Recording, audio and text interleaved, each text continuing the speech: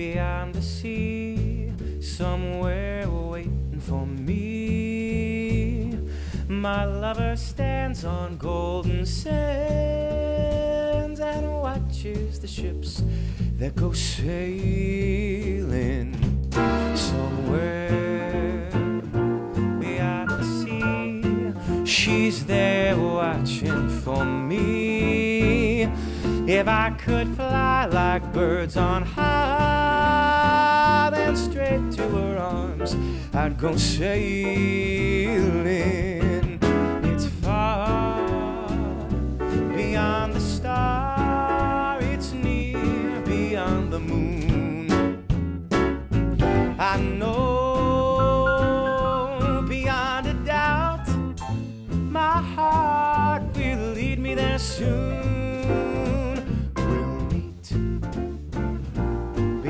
Shore, we'll kiss just as before. Happy we'll be beyond the sea, and never again I'll go sailing. How's everybody feeling tonight? Wow. It is so great to see all of your faces. Welcome to the Just in Time Grammy Museum panel. We are so excited to be here tonight. Thank you for coming. We're going to talk tonight about the creation of our show, Just in Time. And most importantly, we're going to celebrate the brilliant artistry of the incomparable Bobby Darin. Do we have any Bobby Darin fans out here? Yes. Raise your hand if you've seen Just in Time. Whoa! A lot of people have seen it. You've seen it 3 times, twice, 4. Oh my gosh. Wow, well that means even more that you're here tonight, because you came from Australia? Let's hear it for Australia! Wow. For those of you that just happened to walk in here and aren't a fan of Bobby Darin or don't know what we're doing here, I'm Jonathan Groff. I play Bobby Darin in the musical Just in Time 8 times a week, and I have the great pleasure of sharing the stage with some of the greatest musicians in New York.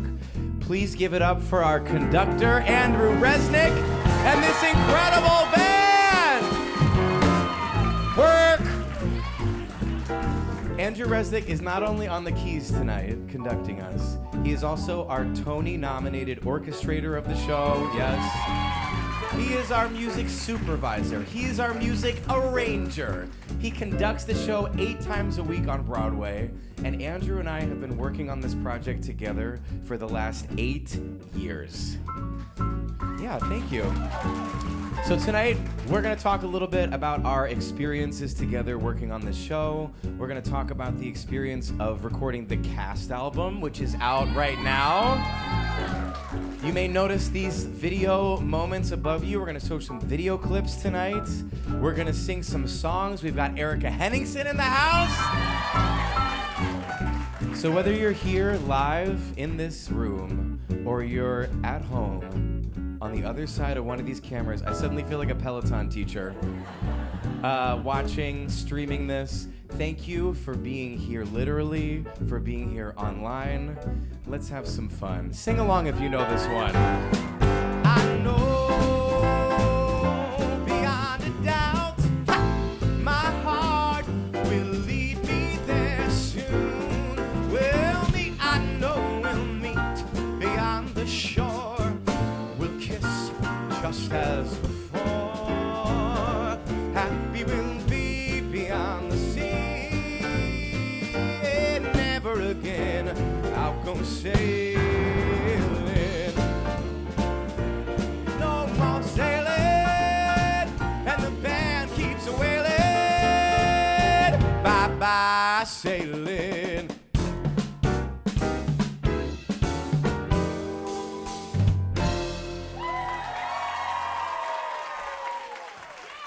Oh my gosh, we're so excited to be here. Let's hear it for this amazing band! Okay, so it's really special because this is the Grammy Museum panel. Of Bobby Darin's life and artistry. He won 2 Grammys in 1959. And it wasn't enough. Hey! Those of you who have seen the show get that joke. Yes. That was really good, Resnick. He won 2 Grammys. The first was for Best New Artist. So in some ways, Bobby Darin is the Chapel Roan of his time, considering she won that Grammy this year. And the second was for Record of the Year for Mac the Knife. These 2 Grammys changed his life. Once he won these awards, he became a global sensation. He became a movie star. And he went on to get a total of 5 Grammy nominations in his career. And in 2010, he was honored with the Lifetime Achievement Grammy Award, long time coming. Why did we want to start with that? Because this is the Grammy Museum panel. Obviously, that Lifetime Achievement Award meant a great deal to Dodd and to his family. And also because something that Dodd said in that video was a huge jumping off point for our show. He said that his dad's truest genius was the magic that he created on a nightclub floor. And 8 years ago, the great Ted Chapin asked me to do a weekend of Bobby Darin music at the 92nd Street Y. And I knew sort of who Bobby Darin was, but not profoundly. And so I went home and I watched YouTube clips of him performing and became obsessed with him. And I read a book that I recommend to everyone in this room and at home called Dream Lovers, The Magnificent Lives of Bobby Darin and Sandra Dee, The Magnificent Shattered Lives of Bobby Darin and Sandra Dee, that's written by Dodd Darin. And he talks about in that book, by all accounts, his greatest, truest genius was on the floor of a nightclub. And Bobby Darin has this quote that he puts in the end of his book. It's the final line, actually, that the character of Bobby Darin says in our show, which is, "At the end of the day, I'm a nightclub animal." And that line really, to me, represents that special experience that we're having right now of performer and audience, this sort of like communion that we get to have when we share a space. And so Ted had asked me to do this weekend of music at the Y. I read that book. I felt like maybe this could become a show. And if it did become a show, maybe it could be like a nightclub environment as celebrated in the book by Dodd Darin. And so I asked Alex Timbers to come on and direct this concert because he's a visionary, incredible, phenomenal director, famous for transforming spaces. And so he came on to direct that concert at the 92nd Street Y in the first gesture towards developing our show. And then Andrew Resnick came on board. Andrew Resnick, ladies and gentlemen!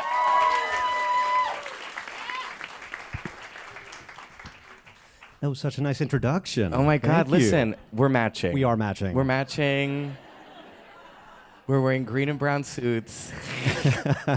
Andrew Resnick, Yeah. This has been an 8-year journey for us. It's pretty epic. Yeah. I want to know, like, what was your, like, why did you join this project 8 years ago? What was it that drew you to it? Well, talk about it. You asked me to do it, and you know we had actually just it was 2017, and we had just been in Los Angeles working at the Hollywood Bowl doing a show called Sondheim on Sondheim, and we had Sondheim, and we had a lot of kind of creative chemistry, I would say. And talk about it, and then you contacted me about this, and you said, you know, we're doing this show about Bobby Darin. You want to be a part of it? And I said, oh my God, I'm a huge Bobby Darin fan, and I think I could bring so much to this. And then I went home and Googled Bobby Darin because I had no idea who Bobby Darin was.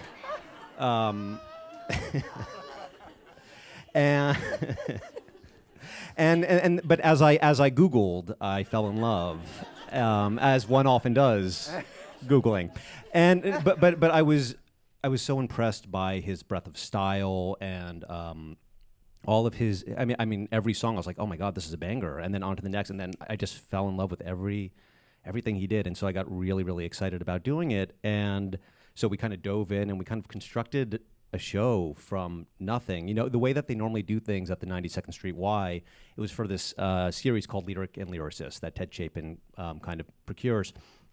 And normally it's someone standing at a lectern and they talk about the writer.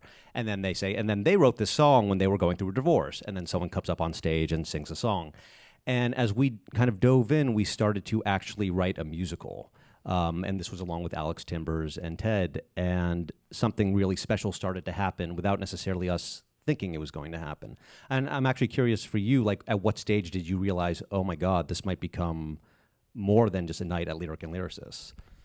Yeah, I'd had that feeling like maybe this could become a nightclub situation, a nightclub musical in some way, but it really wasn't until we started. I became fascinated by the story of his life, reading reading his son's book about his dad and his mom.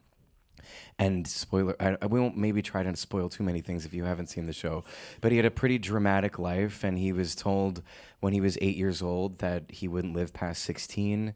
He ended up making it to 37. It was a short life, but he did a lot in that life, and it was quite dramatic, and family secrets revealed all of that. So it started to feel like, okay, there could be a real story here to tell about this person's life.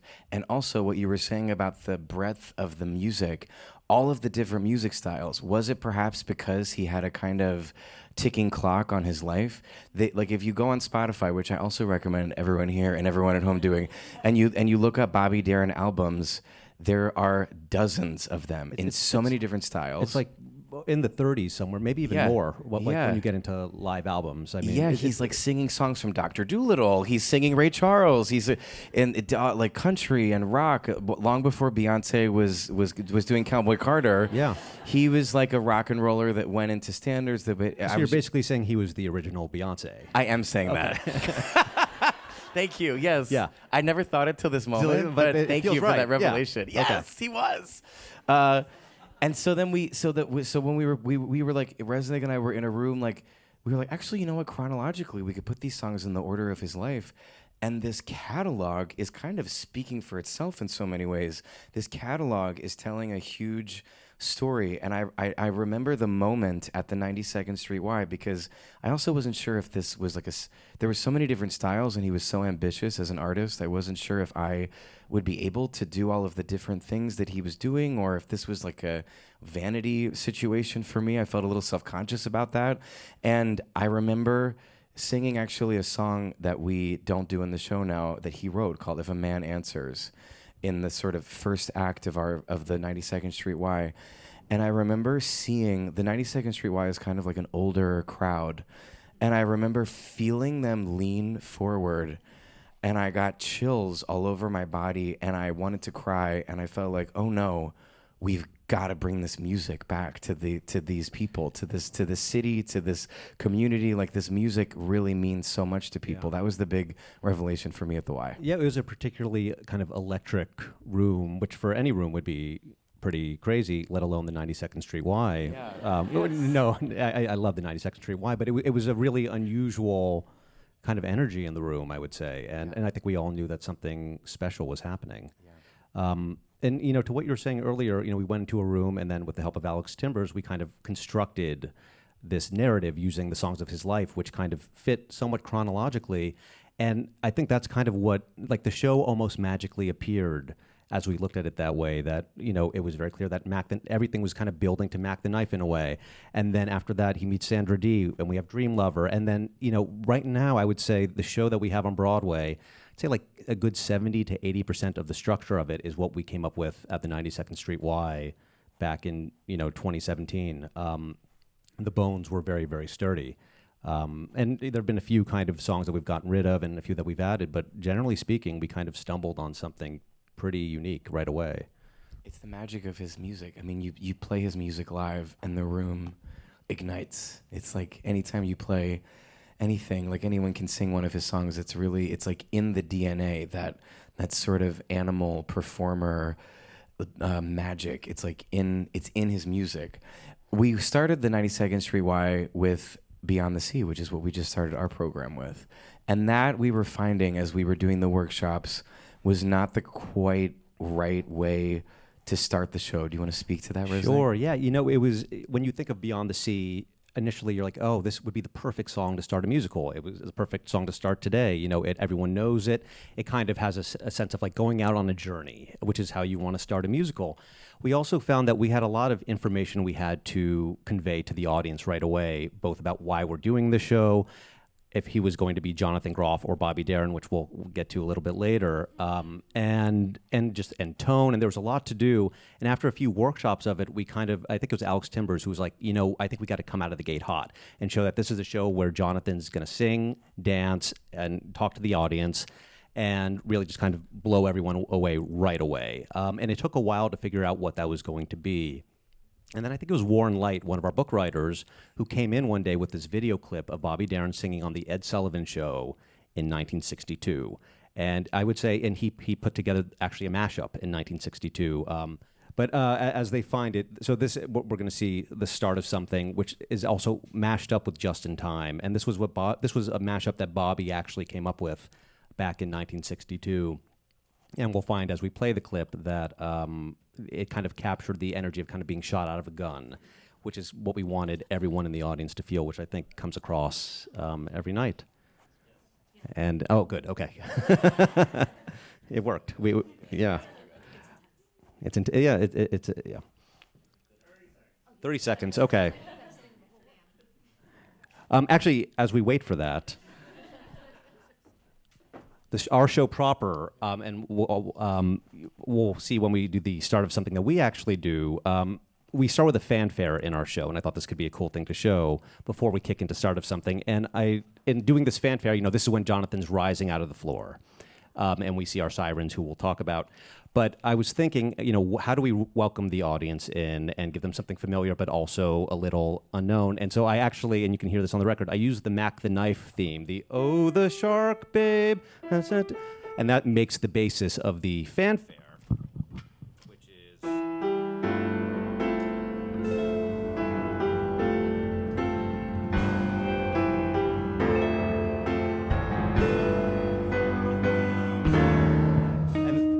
Thank you. The band knows it.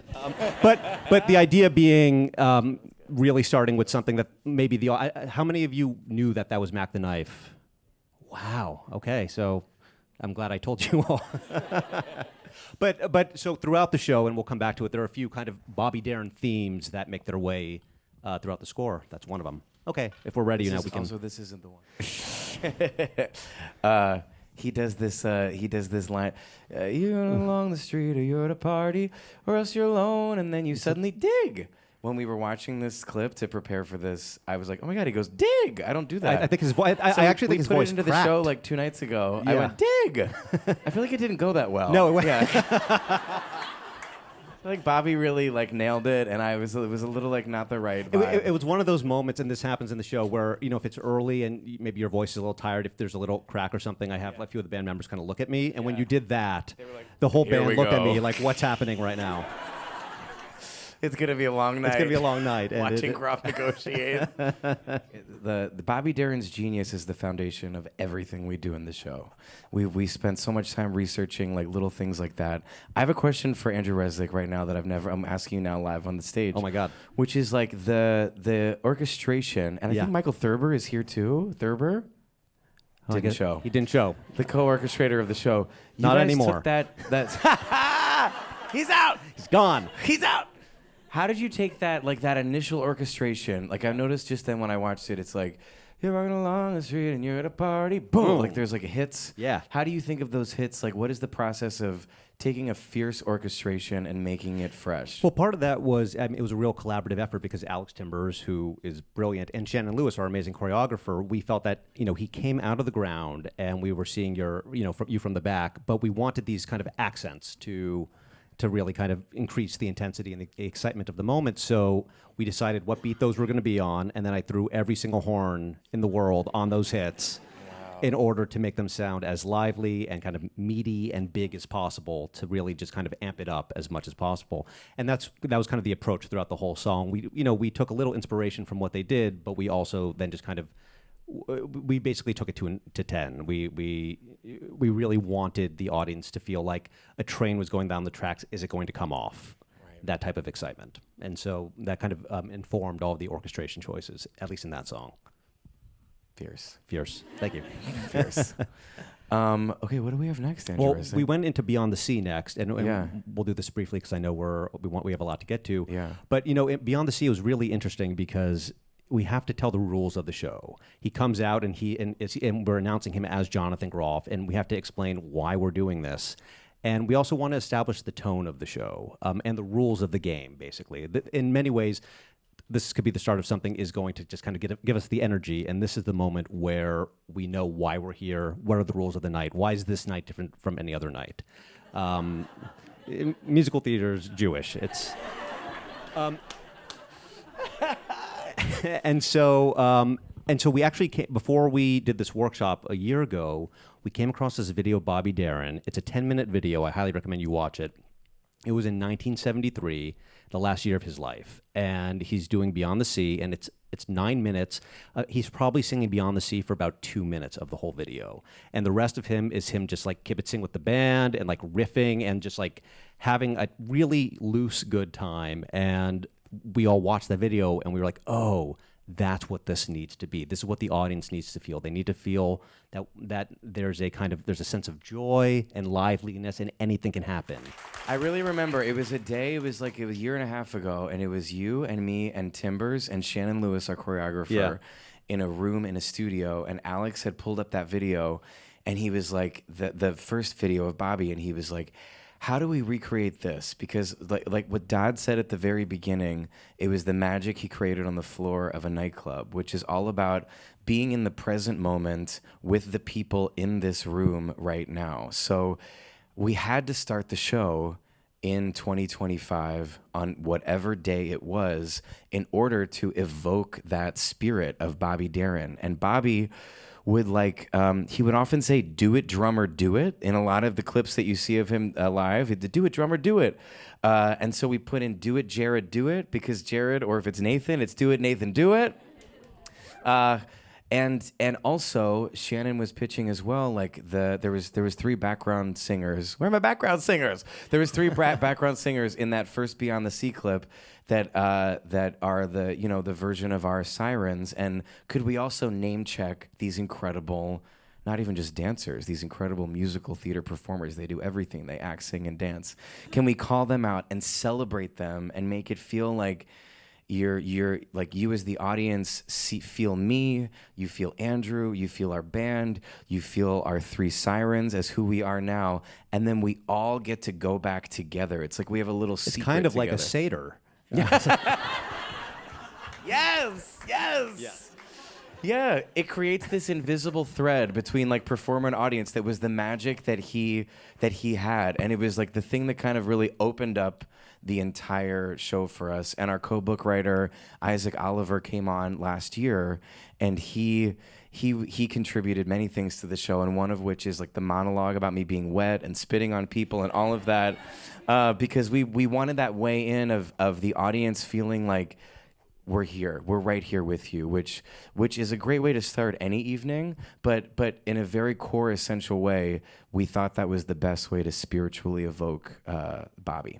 Yeah, and I think that speaks to, you're not doing a Bobby Darin impression. Definitely you come out as Groff, but even after you kind of become Bobby Darin, you're not necessarily, doing, it's not an impersonation you're doing. I'd love if you could talk about that a little bit. And yeah, totally. It's why am I not doing a Bobby Darin impression? One is that essential, necessary quality of this present moment to come out. And in the beginning, when we were developing it, I said, if I come out and I'm just Bobby Darin, it feels like there's even the artifice of character is distancing me from this, which is who he was. So if I can come out as myself and establish this and then become him, that feels more true to his energy and to his spirit. And also because you play Dream Lover, Mac the Knife, If I Were a Carpenter, all Splish Splash, and it sounds like 4 different people are singing it. He was such a chameleon. So there are certain, as we've studied and had the pleasure of like getting to know like the things that he did physically that we can use and transform as we get to perform the show. There are certain hand gestures and hits and shouting out the band or certain ways of standing, posture, whatever, to evoke the spirit of him. But because he was such a musical chameleon, any artist that gets to play Bobby Darin in the future gets to bring their own personal sound and personal artistry, which tees us up to the casting of Connie Francis. Of Gracie Lawrence, yeah, the incredible Gracie Lawrence. Yes. It was interesting. At the 92nd Street Y, we didn't have Connie Francis in the show. Yeah, I know. We didn't know what we didn't have. And then Warren Light kind of came across her story and said, I think this would be a really important thing to include. And so we started to kind of go down the rabbit hole of Connie Francis songs, and First Real Love is a song that Bobby wrote for her. And then we came across Who's Sorry Now, and we realized how special of a song it was, but it took kind of Gracie, and Gracie embodying the role, not entirely gesturing towards Connie, but also making it her own. That also really inspired a lot of the musical choices we ended up making for it. So just to tell the story about that high note. So a year ago, we did this workshop, and I was working on the ending of the song with Gracie, and I was like, oh, there needs to be a moment that is kind of the emotional catharsis of this, because she and Bobby are ending their relationship, and so obviously emotional catharsis equals a high note, and so I kind of built the arrangement leading up to it, and it was this really exciting moment. But when we actually initially did it, she only held it for 4 beats. She went, "Now we must pay off." And so we actually did our first preview with that note like that. And then Alex Timbers, our brilliant director, came up to me and said, what do you think if she held that note twice as long? Just to see what happens. And I was like, no, I don't think so. I don't want to do it. And he said, trust me, try it. And so we did it, and it was really, really successful. And then like a week later, he comes up to me and he says, you probably won't like this, but what do you think if she holds it just for as long as she can hold it? and I was like how long? He's like, just like, that point where it sounds like, oh, is she gonna make it? Past that point. And I was skeptical, but I said, let's give it a shot. And then it became this kind of iconic moment in the show, and which just goes to show that Alex Timbers is always right. So Connie was our amazing Act 1 kind of diva, and then part of the conceit of the show is that Act 2, we would have another amazing actress portray Sandra Dee, which leads to Erika Henningsen, who we're going to bring out very, very shortly. But we also, at the end of this workshop, we didn't have an opening song for Sandra Dee, and we were starting to feel that we needed it in order to connect with her on an emotional level, that in order for the audience to really know who this person is, we need to see her come out of the gate and sing a song. And so Alex and I were talking, and we went through Bobby's pretty much his entire catalog, and then Alex said, I think I know what song we should do. Because he wanted it to sound like an ingenue song, and he kept referencing, like a Disney, like a Beauty and the Beast. And I was like, yeah, oh, totally, I know what you're saying. And then I would go home and be like, oh shit, I have no idea how to do this. Like, this is really, really difficult, because there's kind of like an almost acerbic bitterness to that song, and we wanted to present Sandra as someone who had probably had so many different people projecting things onto her and assuming she had a certain type of life, but actually she was somebody else, while conveying a sense of like hopefulness and like anything can happen, because this was the beginning of her arc. And so after a little bit, I finally kind of came up with a way into it, and we have now the lovely Erika Henningsen to sing it for us.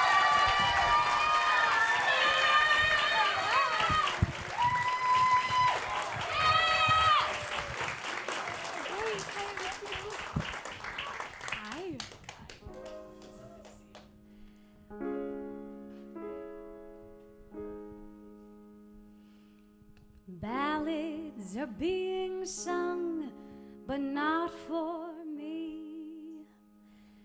Church bells are being rung, but not for me. I am without love, but I don't doubt love can be warm and tender for some, but not for me.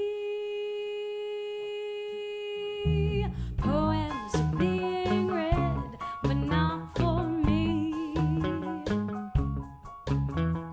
Prayers are being said, but not for me. I've never known love or been shown love, you see.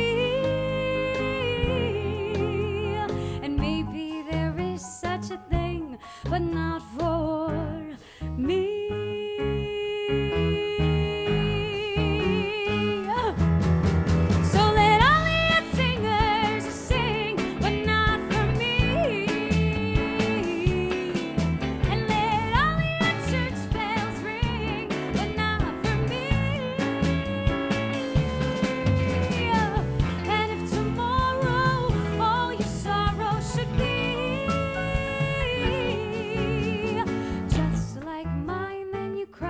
but not for me. No, not for me. Never for me. Thanks. Yes.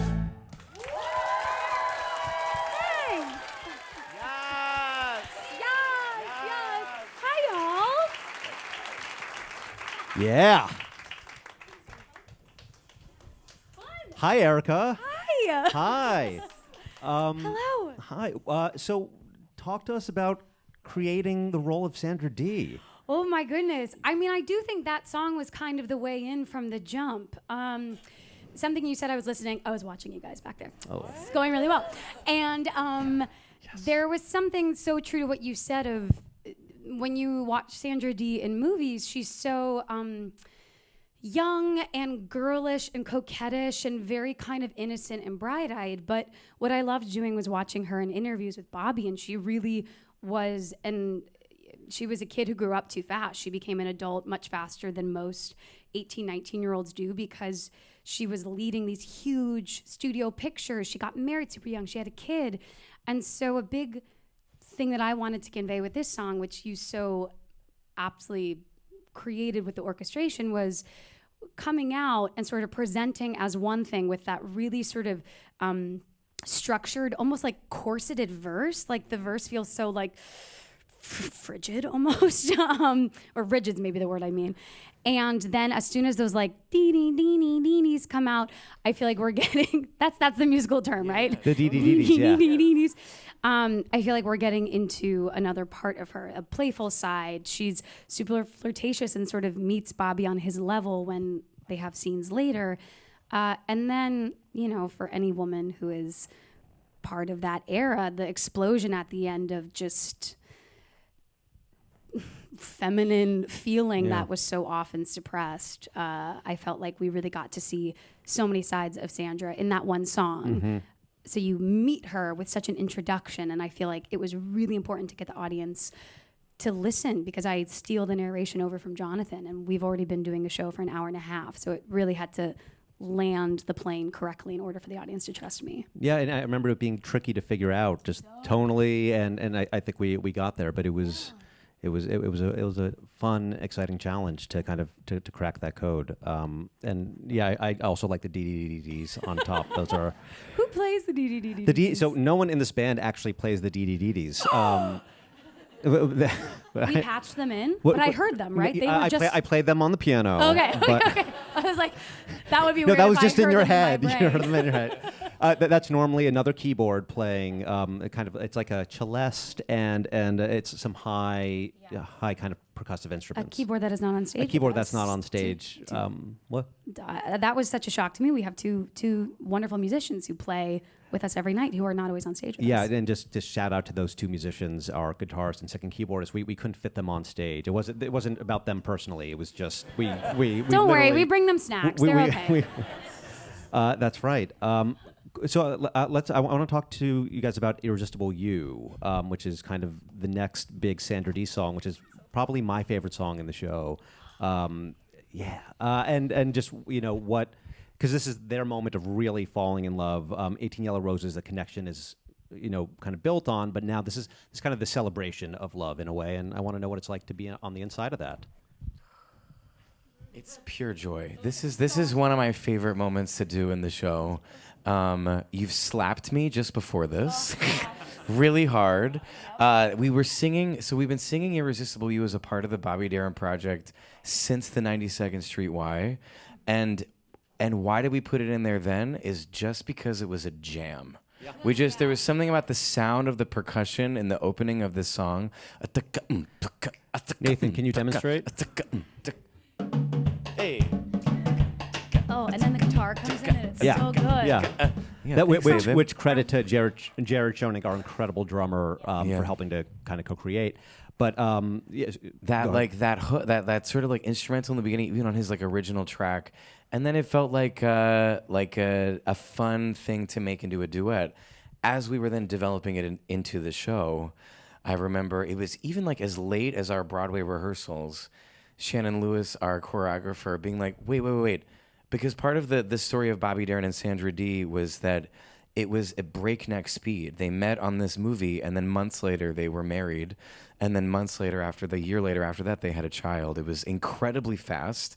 And so in the spirit of Bobby Darin's life, which we hope is reflected in the speed of the show, they were gonna kind of start flirting, fall in love, and get married by the end of this like 3-minute song, if that. Yeah. And I remember Shannon, because we were staging it, and she was like, "Wait, time out. We got to figure out a place." Isaac Oliver had written the line, "When I get married, take the dance break to think about it." And so she was like, "Okay, so now we're gonna do the dance break, but now we got to do the ring, right? And then we have to do the veil and the top hat." And so it became a kind of like breakneck, amazing piece of staging in this song that started out just being as like a fun jam to have of two people like getting along and vibing.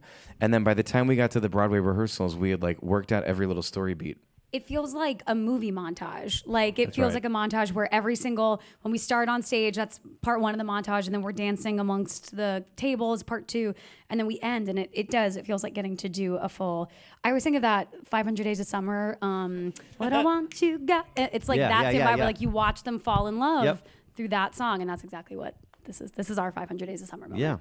Yeah. And because it's my favorite song, we're gonna play it. Yay! 1, 2. Hey! Ooh, I'm in much higher heels than I normally wear in the musical.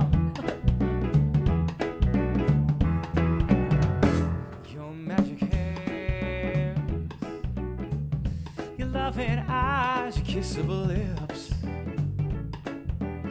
make my heart realize I'm in love. I'm in love. And I know it's true, 'cause who wouldn't fall for Irresistible You? I mean, it's Erika Henningsen after all. Well, I know what you got, but it's got me, and baby, I'm hooked. Like a fish in the sea, you make angels fall from above. You could make the devil fall in love. And who wouldn't fall for Irresistible You? Whoa, come on. Let's dance a while. I wanna talk, Naturally. I wanna talk to you, child. You've been blessed. And you're much too much.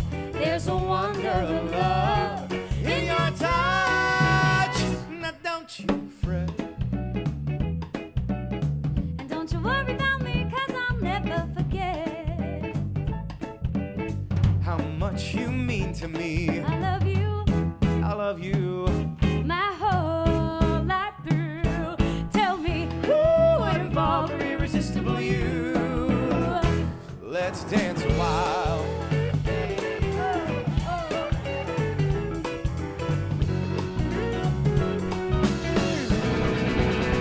Now don't you fret.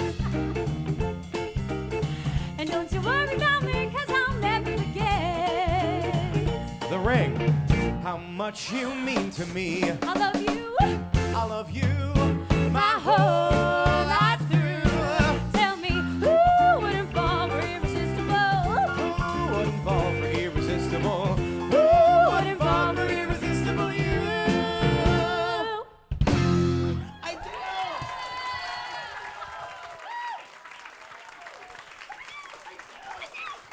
We And have, then we make out. Wait, we have to tell them that moment at the very end of the dance break where it goes. Yes. What our choreographer told us to do, she was like, I don't really know, just have like a personal party there. And so for a long time we used to go, personal party, boom. So just know if you come see the show, that's what I still say in my head. Same. Personal party. I just want to give a very quick, fun musical Easter egg in the song, something to listen for on the record, which is at the end for that last Who Wouldn't Fall. We have some wedding bells happening because they are getting married, and you can listen in the background and hear them. However, the pattern that the wedding bells are playing is this, which is the Beyond the Sea bass line. But they're up there as wedding bells. So listen to it and smile. I don't know.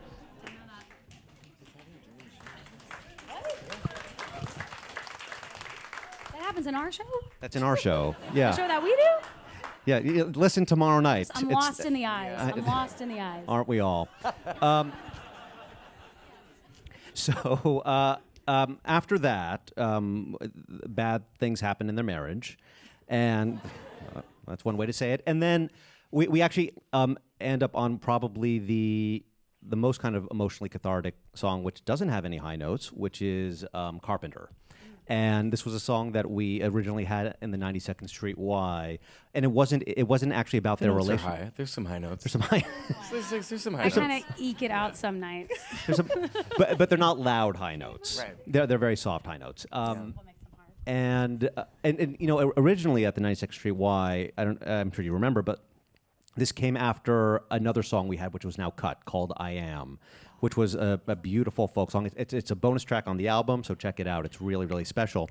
And in this moment, we found in doing the show that they were a little too similar, but "I Am" was this moment where he had just found out this thing about his family, which I won't spoil, and then he's at the bottom of he's at the end of his rope in a way. And so we had Carpenter there, and we realized that this would actually be a better song suited for the two of them and where they were in their relationship at this moment. So I'm wondering if you guys can speak to that. I feel like there's these two is such an intense relationship. Sounds quite grand, but to me it's really like America. It's two people that invented themselves. That's Bobby. Sandra Dee was born Alexandra Zuck. Sandra Dee is her chosen name. Bobby Darin, Walden Robert Casado chose to be Bobby Darin, and so these two people met as kind of like characters that they were playing in their lives, and we talked about this a lot in this scene and in this moment in their lives after they've gotten divorced.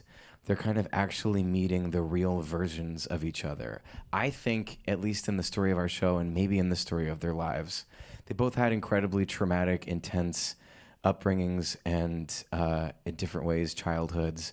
And I think that their chemistry was real. I think their love was real. And I think, at least when we're playing it on stage, even when we're playing Bobby Darin and Sandra Dee, there's that connection, that thing that you can't, when you meet someone and you're like, what is that? I do think that they had that. I think it might have been related to who they really were underneath. And so when we meet them in the Big Sur scene, they've kind of been chewed up and spit out by the system, by the fairy tale that is, win big, get rich, be happy. They've sort of like achieved all their dreams. It wasn't enough, and they finally are kind of. We talked about like meeting each other for the first time in this scene, the real versions of each other, and this song is a Tim Hardin song called "If I Were a Carpenter" that Bobby Darin, after not being on the charts for a while, had a hit with this song. We're taking a little bit of an artistic liberty here, and we're replacing it in the show because this was his actually 5th Grammy nomination was for this song for male contemporary pop vocal. He lost to Paul McCartney for Eleanor Rigby, which was the same year. Hack. Big hack, Paul McCartney.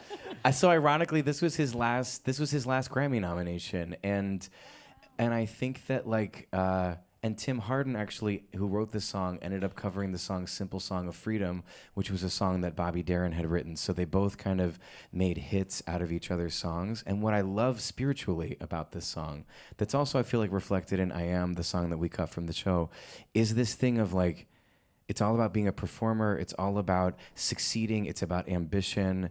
But if all of that and that getting the love and adoration and attention and success from that, but if that all didn't exist, would you still love me? And I think the answer for these two, at least in the way we're playing it, is yes. Yeah. Oh my God.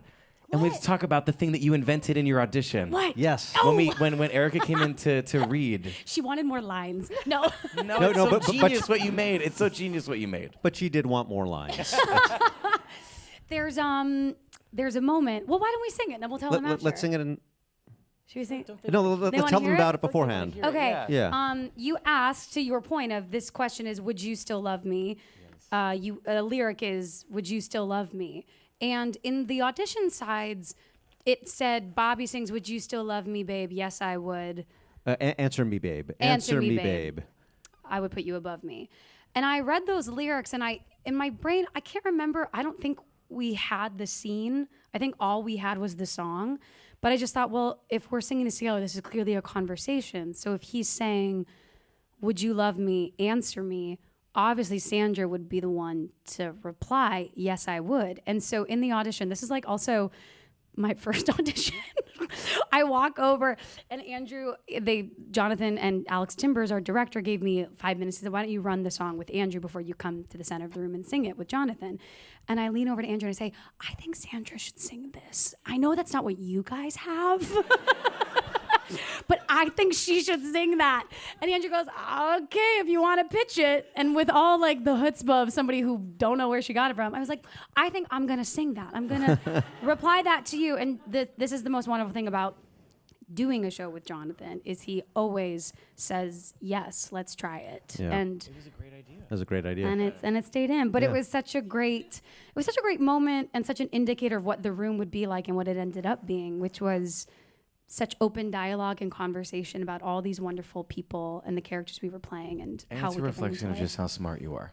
I have to say, she's such a smart, incredibly smart, intelligent actor to read that and be like, I would say this, and now it's forever in the show. It's so cool. And a fun fact, which is after you got the role, you texted me and you said, I think Sandra Dee needs a song at the beginning. Okay, I was watching you and I was like, is he gonna tell them? You were really cool about it. You're like, yeah, and Alex and I were discussing. I was like, did you tell them that I texted you? And I said, hey, I want a song at the top. And You're I also said, right about that. You were Erika right about that Henningsen. too. Also correct. You're right about that. Smart. Guys, just So- ask for what you want in this world. The worst they can do is say no. Yeah. Talk about it. Talk about it. If my mother was watching this, she's like, you did what? You asked for a song? If I were a carpenter and you were a lady, would you marry me anyway? Would you have my baby? If a tinker were my trade, would you still find me carrying the pots I made, following behind me? Save my love through loneliness. Save my love through sorrow. I've given you my loneliness. Come give me your tomorrow. If I worked my hands in wood, would you still love me? Answer me, baby. Yes, I would. I would put you above me. Save my love through Loneliness. Save my love through sorrow. I've given you my loneliness. Come give me your tomorrow.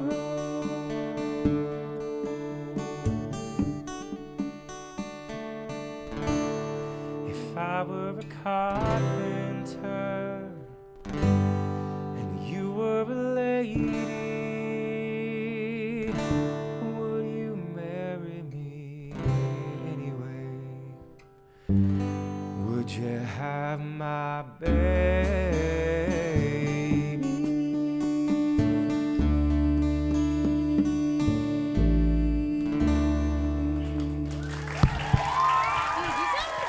So good. I'm like, on a Monday night? What?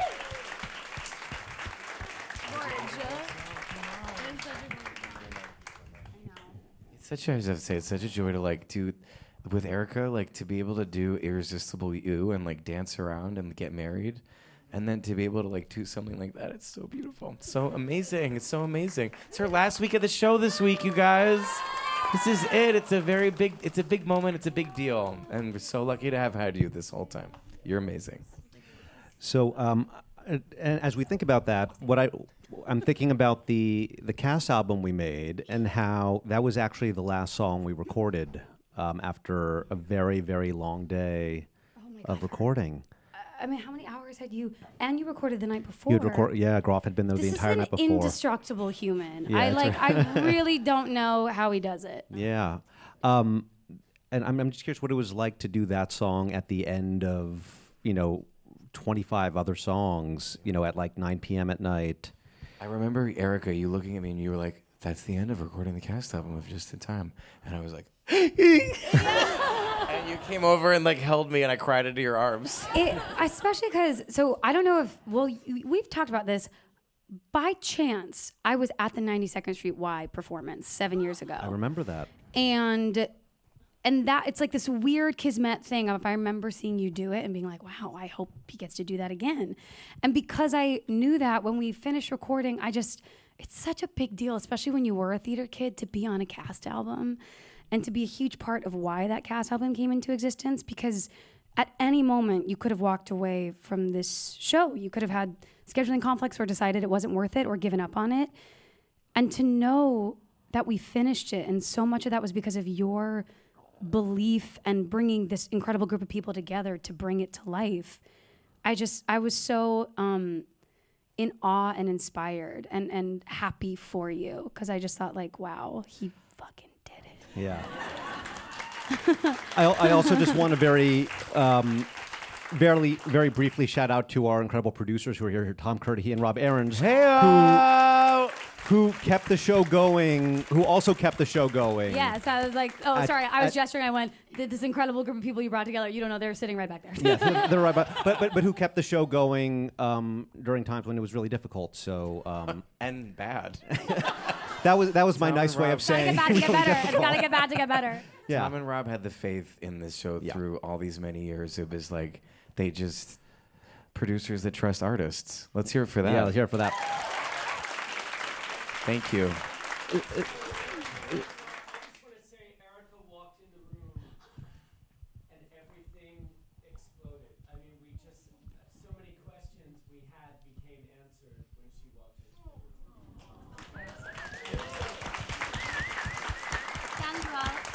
room. Such as, who should sing? Yes, I would. So the cast album came out a few weeks ago, and a lot of these are very iconic songs and songs that are well known by so many different people of so many different generations. And I'm kind of curious, how it feels and like what was going through your mind when you were recording these songs that so many people know in a different way.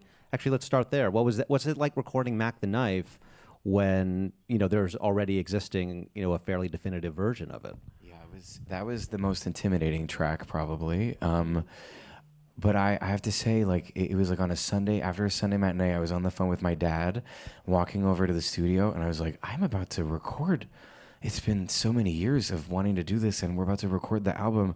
And my body, I feel like I could fall asleep while I'm walking right now. I don't know how I'm gonna go in right now and do this. I'm like bone tired. It was like the week after the Tony Awards. Yeah. And then we got in the studio.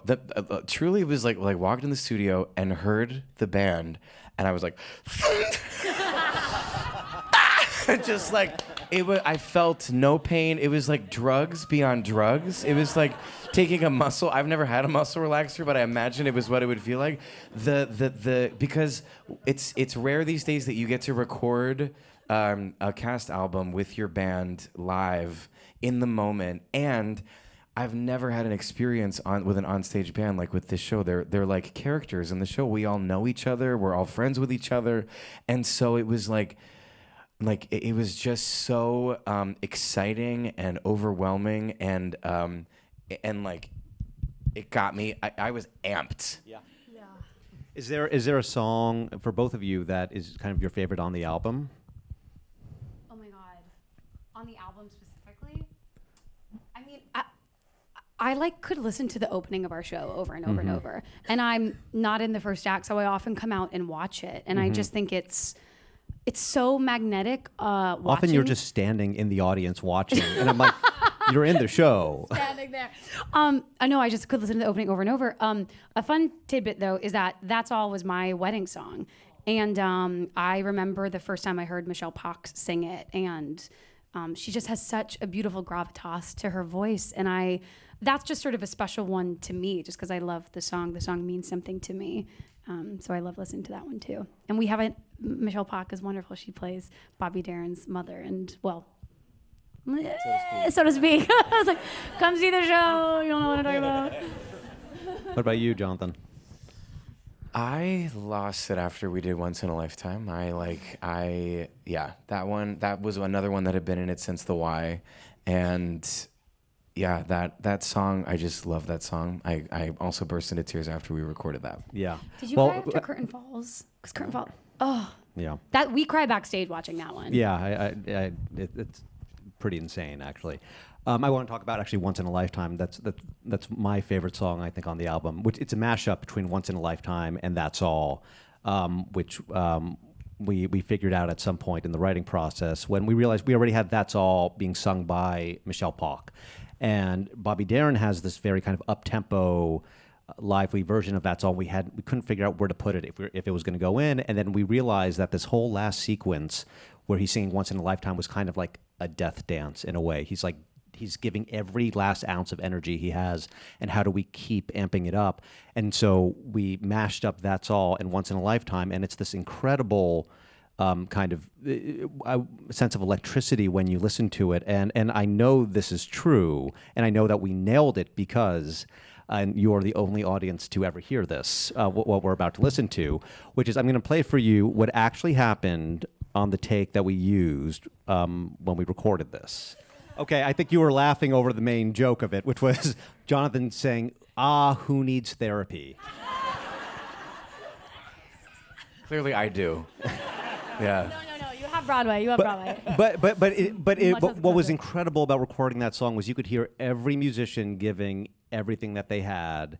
And we brought in extra musicians for that song. We brought a string section, we brought in extra horns, and we have all these people playing their life out, basically, and Jonathan singing with everything he has. And I have a question related to that, which is like the show, like the orchestrations and the way that the songs are performed in the show are one thing, but there's a lot of differences on the record than what's happening live every night. And what went into those choices, and like what was the impetus behind the different work that's on the album? Yeah, so there was an initial discussion about whether or not we wanted to kind of include a lot of the dialogue in the show, or if we wanted it to feel more like a standalone Bobby Darin record. And I think everyone from Alex to the producers to me felt like we wanted it to feel like we were just listening to a best of Bobby Darin album with these kind of updated orchestrations and this kind of real live feeling that you're just standing right there.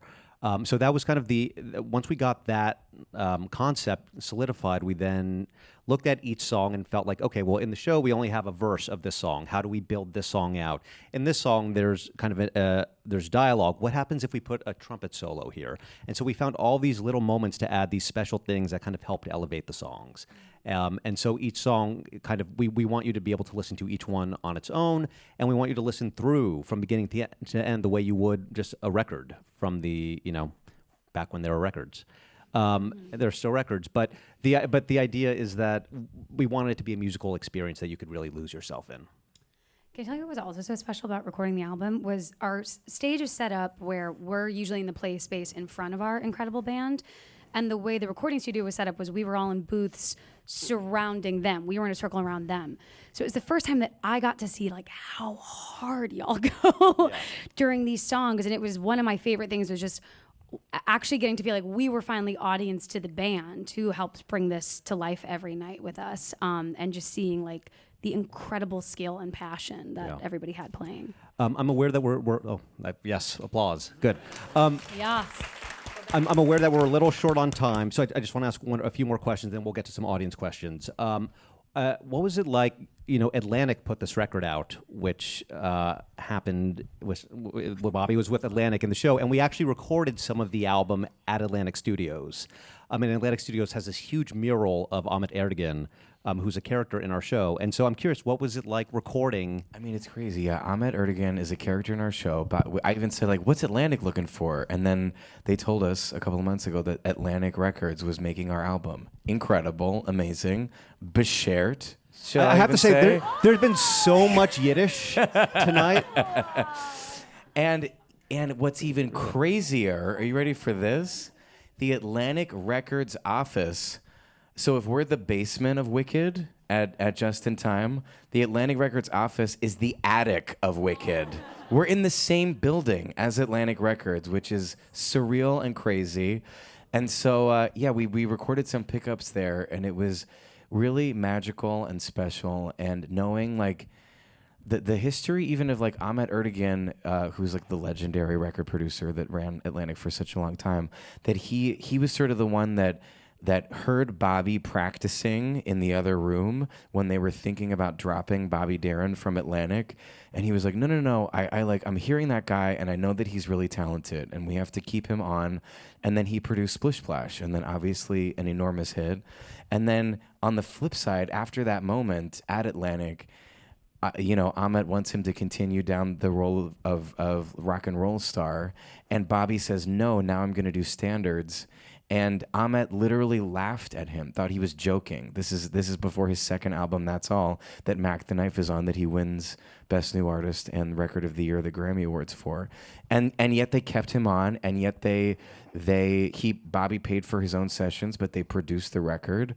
And so that Atlantic was the like studio that kind of like made him with Splish Splash. Atlantic was the label that sort of challenged him, but then continued to believe in him as an artist. It's so incredible that we have our cast recording by that record company. It's unreal. Yeah. Great. So I think we have time for a few audience questions. And we have someone going around. We got to go here first. Come on. So how do you not fall asleep during the show at night? How do I not fall asleep during the show? Yeah. Can you elaborate? Like, what do you mean?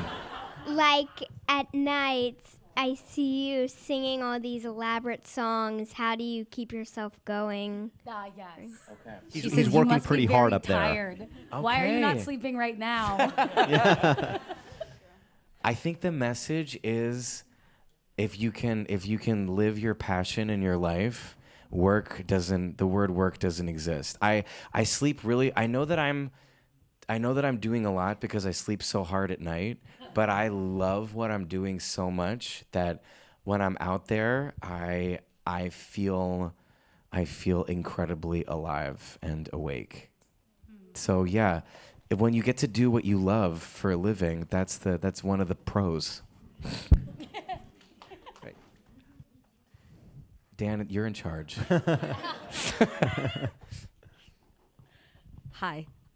So I've seen the show 3 times, and the second time you asked me to dance at the end, and it was pretty much like the greatest moment of my life. And I think some other people here might also feel the same way, right? You dance, and it was literally like one of the greatest things that's ever happened to me in my entire life. And I wonder to myself, I'm going to remember that for the rest of my life. And you guys do this show all the time. Are you able to remember it afterwards, or is it all like a blur? That's a great question. That's a really good question. And how do you remember it without it just being like a blur of amazingness? Yeah. And also thank you for blessing me. Oh my I gosh, mean that thank with you. my entire soul. Thank you for saying that. I'll say that Bobby Darin was famous. Why are we doing that? Why are we dancing with people in the audience? Other than the fact that it's so fun, and it gets everybody excited. But it's not just because of that. Bobby Darin was famous for engaging with his audience in a really intimate way. So it's a fun experience. It's also an essential part of our storytelling, an essential part of evoking the spirit of what he did. Michelle Pock who we spoke about earlier, the person that gave her first an acting job, who's in her 80s, saw Bobby Darin play Vegas at the Sands Hotel when she was 10, and she was dressed in a blue dress, and she remembers this. She was 10 years old, and after in Splish Splash, he said, "Good golly, Miss Molly," and he touched her and said, "Was there dressed in blue?" And so when that woman came to the show during the mega mix, I said, "Good golly, Miss Molly was there dressed in blue" for her. And Pac walked her home and said she wept the entire way home. Because it's those moments, like you're saying, that we remember for the rest of our lives. Listen, Hugh Jackman didn't dance with me, but he was looking at me the whole show during The Boy from Oz, I swear. And I remember that, and it's that special magic that Bobby represents that we're trying to recreate, that we can of course relate to, both from being on stage and also from being an audience member of having those special moments. It's like it's that great monologue that Isaac wrote at the end of the show about this is a vapor, be here now, and appreciate this present moment. Thank you. I love you too. Hi. So the question is for Jonathan. Hi, Erika. So last year you did Merrily, and I was curious because Merrily was also this huge era in your life, and I assume that maybe you were working on Bobby Darin as well while doing Merrily. So I was curious if through portraying Frank Shepherd, maybe you had some revelation about how to portray Bobby Darin, because I think there are also similarities in their characters as well. I remember that we did a March workshop in 2024. I would never have done a workshop of another show while I was doing Merrily, because Merrily was so intense. But this we'd been working on for, at that point, 7 years, and I was like, I gotta do. The only thing I would do is the Bobby Darin musical. And for the first week, I was waking up and vomiting in the shower. I was like from exhaustion of doing the Bobby Darin and the thing at night.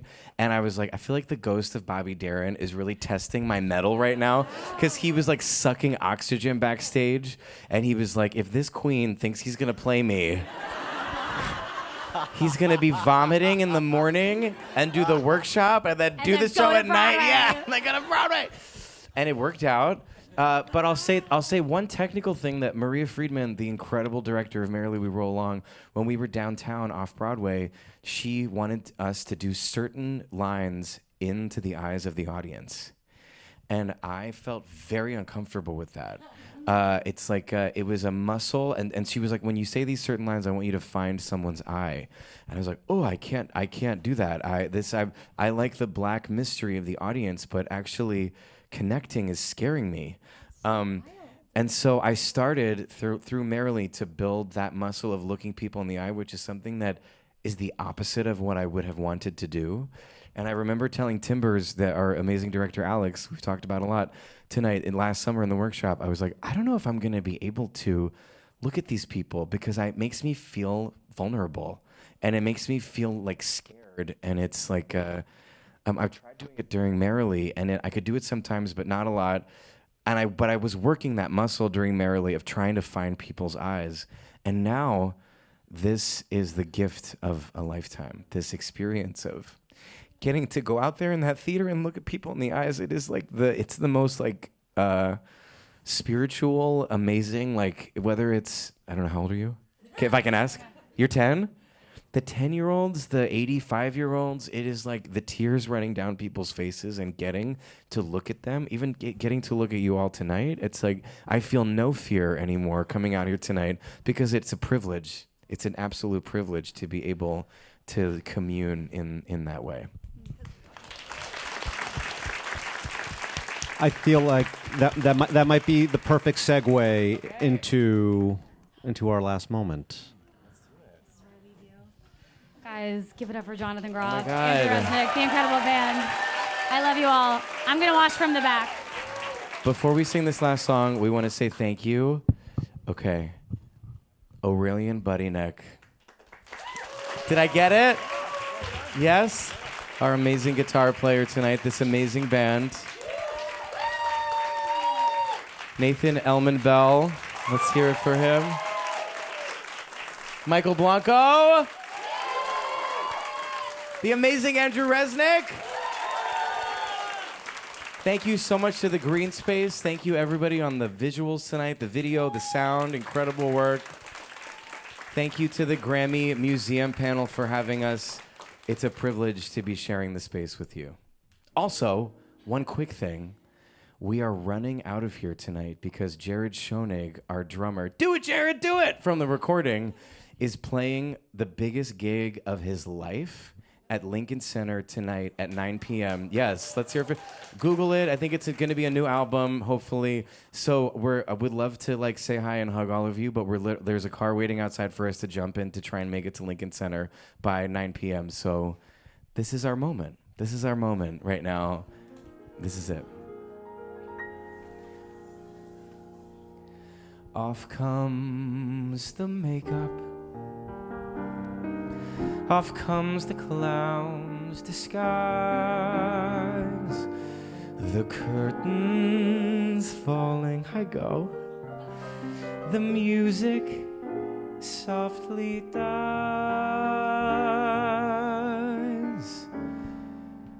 But I hope you're smiling as you're filing out the door. 'Cause as they say in this biz, that's all there is. There isn't any more. We've shared a moment, and as that moment ends, I got a funny feeling. I love you too. We're parting now as friends. Your cheers and laughter will linger after they've torn down these dusty walls. If I had this to do again, and the evening were new again, I would spend it with you again. But now the curtain falls. Your cheers and laughter will linger after they've torn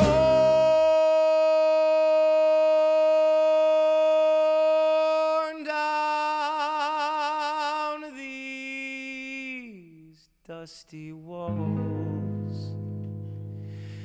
People say I was made for this. Nothing else would I trade for this. And just think I get paid